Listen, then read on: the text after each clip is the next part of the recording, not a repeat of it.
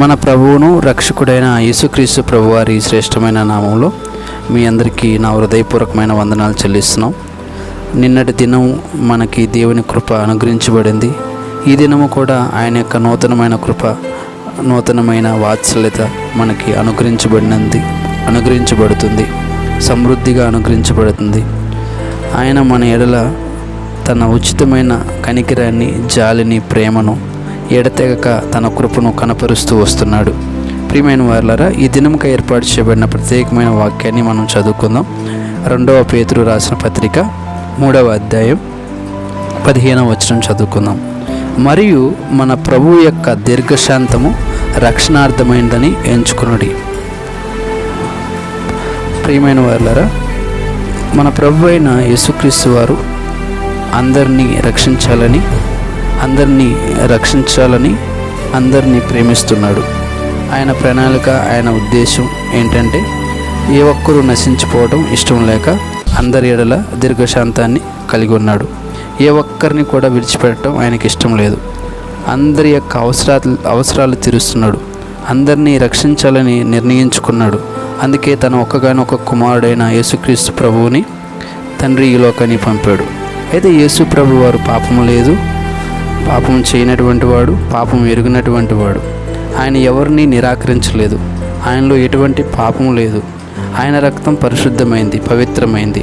సర్వమానవాళి యొక్క పాపం కొరకు ప్రాయశ్చిత్తంగా కలువరిలో ఆయన రక్తాన్ని చిందించాడు.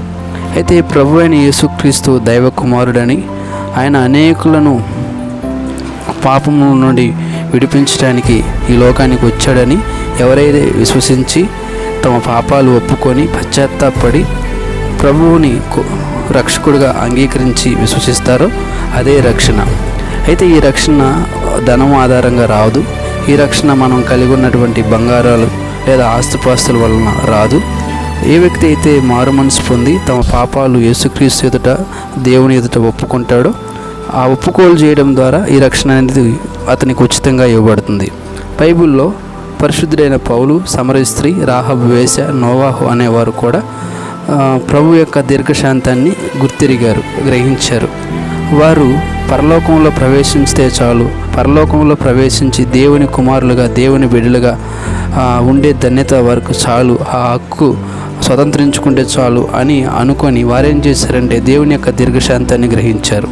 స్వార్థంతో ఉన్నటువంటి ఈ లోకంలో దేవుని ఎడల వారు ఎలాగా శత్రుత్వం కనపరిచి ఒకప్పుడు దేవుణ్ణి ద్వేషించి, దేవుని ఎడల అసూయ కలిగి, పాపాన్ని ప్రేమించి పాప జీవితాన్ని జీవించారో, ఎప్పుడైతే యేసుక్రీస్తు ప్రభు వారిని వారు తెలుసుకున్నారో, వారిని అంగీకరించారో, వారి యొక్క గుణాతిశయాలన్నీ కూడా మార్చివేయబడ్డాయి. వారు మారుమనసు పొందారు, క్రీస్తుని నమ్మారు, క్రీస్తు గుణాలు కలిగి జీవించారు, క్రీస్తు గుణాలను ప్రకటించారు, క్రీస్తు గుణాలను ఆచరణలో పెట్టి పరలోకపు పొందాలనే నిత్యత్వం విలువతో వారు జీవించారు. దేవుని బిడ్డలారా, మనం కూడా దేవుని యొక్క దీర్ఘశాంతాన్ని, ఆయన సహనాన్ని రక్షణార్థమని ఎంచుకోవాలి. అలా మనం ఎంచుకున్నప్పుడు మనం మన పాపాలను ఒప్పుకుంటాం, మనం లోతుగా పశ్చాత్తాపడతాం, మనం లోతుగా పాపాన్ని అసహించుకుంటాం, మనం లోతుగా పాపాన్ని చూసి దూరంగా వెళ్తాం. కాబట్టి అటువంటి కృప మనకు అనుగ్రహించాలని ఈ కొద్ది మాటలు ముగిస్తున్నాను. ప్రార్థన చేసుకుందాం. దయగలిగిన తండ్రి, మీకు వందనాలు. మీలో పాపము లేదు, పాపం ఎన్నడూ కూడా ఎరుగలేదు, పాపలను చూసి మీరు మత్సరపడలేదు. దేవా, మా పాపములను ఎదుట ఒప్పుకోవటానికి మీరు మాకు సహాయం చేయండి. మమ్మల్ని నీతిమంతులుగా మీరు చేశారు, అందుకై నీకు స్తోత్రాలు. మీరు మా జీవితాన్ని రక్షించాలని, విమోచించాలని, ప్రభువా, పాపం నుండి, దాని బానిసత్వం నుండి వెలుపలకు తీసుకురావాలని మా ఇళ్ళ దీర్ఘశాంతాన్ని కలిగి ఉన్నారు ప్రభువా. అందుకై నీకు స్తోత్రాలు.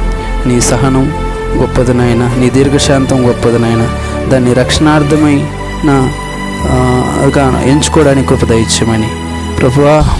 మీరు మమ్మల్ని నిరాకరించలేదు, తునీకరించలేదు, విడిచిపెట్టలేదు. అందుకై నీకు స్తోత్రాలు చెల్లిస్తున్నాం. నా పాపముల నిమిత్తమై మీరు ప్రాయశ్చిత్తం చేసి కలువరిలో మీరు కాల్చిన ప్రతి రక్తబొట్టును బట్టి నీకు స్తోత్రం చెల్లిస్తూ యేసు నామమున అడుగుచు ప్రార్థిస్తున్నాం తండ్రి. ఆమేన్.